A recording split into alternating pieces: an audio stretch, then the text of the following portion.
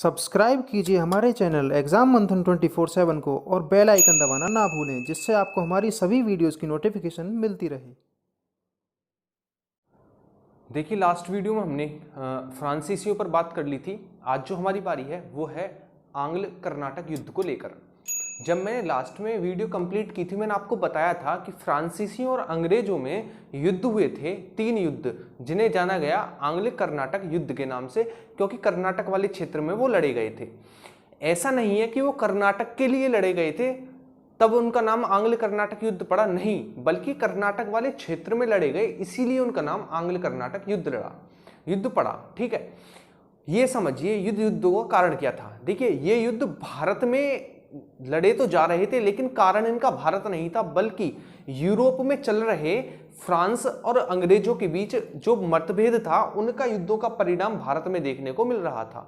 ठीक है, ये मान लीजिए आप कोई 2 दोस्त हैं और आप घर पर रहते हैं, ठीक है, आप कहीं बाहर रहने लगे और आपके घर में मनमुटाव हो जाए, तो सीधी सी बात है आप दोनों में भी वहां पर मनमुटाव होगा।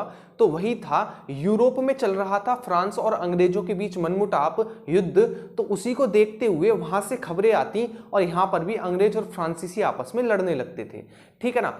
इसका प्रूफ ये है कि देखिए, यहां पर चल रहा है पेरिस की संधि, चल रहे हैं आंग्ल कर्नाटक युद्ध, लेकिन पेरिस की संधि हो रही है। इसका मतलब क्या है? संधि पेरिस में हो रही है, संधि पेरिस में हो रही, जब तो नाम उसका पेरिस की संधि पड़ा। इसका मतलब युद्ध यहां केवल और केवल मात्र बदला लेने के लिए लड़े जा रहे थे। यानी कि यदि वहां पर अंग्रेजों को हानि होती थी तो जो फ्रांसीसी होते थे वो अंग्रेजों पर हमला करते थे, अंग्रेज फ्रांसीसियों पर हमला करते थे। लेकिन कारण क्या था? कारण था केवल और केवल यूरोप में फ्रांस और अंग्रेजों के बीच मतभेद, उसका परिणाम भारत में देखने को मिल रहा था। यहां पर भी लोग लड़ रहे थे, फ्रांस और अंग्रेज।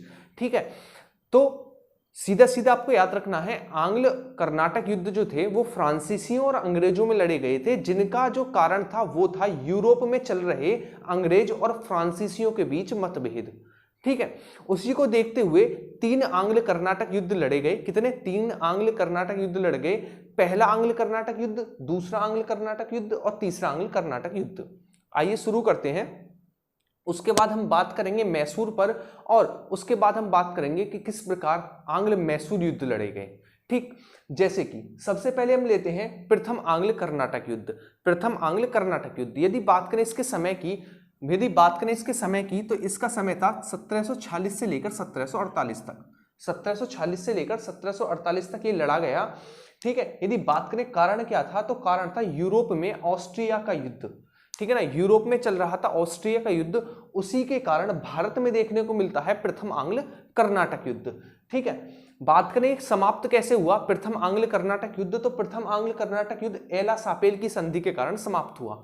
तो पूछा जाएगा कि एला सापेल की संधि किस किस के बीच हुई, तो एला सापेल की संधि फ्रांसीसियों और अंग्रेजों के बीच हुई। और किस युद्ध में हुई, तो प्रथम आंग्ल कर्नाटक युद्ध के समय पर हुई। लेकिन याद रखना, ये भारत में नहीं बल्कि यूरोप में हुई थी। ठीक, लेकिन समय उस समय वही था जब भारत में प्रथम आंग्ल कर्नाटक युद्ध लड़ा जा रहा था। ठीक है, नेक्स्ट हम बात करते हैं द्वितीय आंग्ल कर्नाटक युद्ध। देखिए, द्वितीय आंग्ल कर्नाटक युद्ध के समय की बात करें तो समय था 1749 से लेकर 1754 तक। 1749 से लेकर 1754 का इनका युद्ध का समय था। यदि बात करें कारण क्या था, तो कारण ये था कि कर्नाटक वाले क्षेत्र में फ्रांसीसी और अंग्रेजों के बीच युद्ध हुआ, जिसमें फ्रांसीसियों की जीत हुई। तो फ्रांसीसियों का अपना राजा बैठाना था गद्दी पर, भारतीय राजा गद्दी पर बैठाना था। ठीक है, क्योंकि उससे वो टैक्स लेते थे, अपनी मनमानी कराते थे, ऐसा ही कोई पुतला बैठा दिया करते थे। तो आंग्ल कर्नाटक युद्ध जो था दूसरा, उसमें जीत किसकी हुई, तो जीत हुई फ्रांसीसियों की। बैठाना राजा फ्रांसीसियों का था, लेकिन जबरदस्ती बैठा अंग्रेजों ने अपना राजा दिया। इसी को देखते हुए फ्रांसीसियों और अंग्रेजों में एक युद्ध हुआ, जिसे द्वितीय आंग्ल कर्नाटक युद्ध के नाम से जाना गया। ठीक है, इसी समय पर जब फ्रांसीसी हार गए, फ्रांसीसी हार कैसे गए, जीते थे, ठीक है, लेकिन अपना राजा तक नहीं बैठा पाए, तो उस समय जो गवर्नर था वो था ड्यूप्ले। ठीक है ना, कौन था? ड्यूप्ले, भारत में सहायक संधि का जनक। ठीक, ड्यूप्ले था। ड्यूप्ले को दोबारा फ्रांस बुला लिया गया और एक गवर्नर नियुक्त करके भेजा, गोडेहू।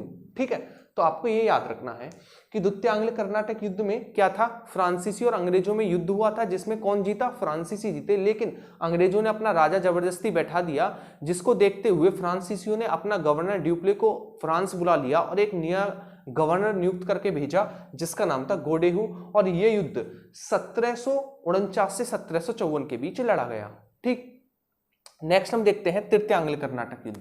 देखिए तृतीय आंग्ल कर्नाटक युद्ध का समय है 1758 से लेकर 1763। 1758 से लेकर 1763 आंग्ल कर्नाटक युद्ध है तीसरा। यदि बात करें इसका कारण क्या था, तो इसका कारण था फ्रांस व इंग्लैंड के बीच चल रहे सप्तवर्षीय युद्ध। फ्रांस और इंग्लैंड के बीच चल रहे सप्तवर्षीय युद्ध का कारण था तृतीय आंग्ल कर्नाटक युद्ध। और इसी समय पर फ्रांसीसियों और अंग्रेजों के बीच एक युद्ध देखने को मिलता है भारत में, वो था वांडीवास का युद्ध, जो कि हुआ था 1760 में।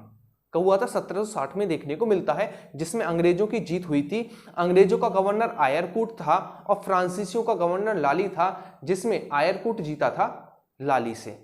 ठीक है, तो आपको ये याद रखना है। यदि बात करें इसमें संधि कौन सी हुई थी, तो इसमें 1763 में एक संधि हुई थी जिसका नाम था पेरिस की संधि। क्या था? पेरिस की संधि। ठीक है, इसी के साथ ये युद्ध समाप्त होता है। ठीक, यदि बात करेंगे कि एला सापेल की संधि कब हुई, तो सीधी सी बात है, जब युद्ध समाप्त होगा 1748 में तभी संधि होगी, तभी समाप्त हुआ होगा। तो यदि बात करें एला सापेल की संधि तो वो 1748 में हुई। यदि बात करें हम पेरिस की संधि, तो पेरिस की संधि हुई 1763 में, जब हमारा तृतीय आंग्ल कर्नाटक युद्ध समाप्त हुआ।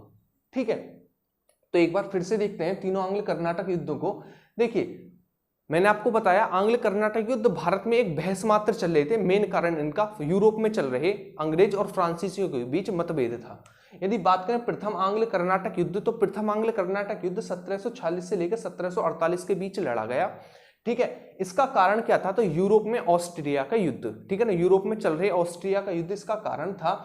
यदि बात करें संधि, तो एला सापेल की संधि हुई। एला सापेल की संधि 1748 में हुई और ये युद्ध समाप्त हुआ।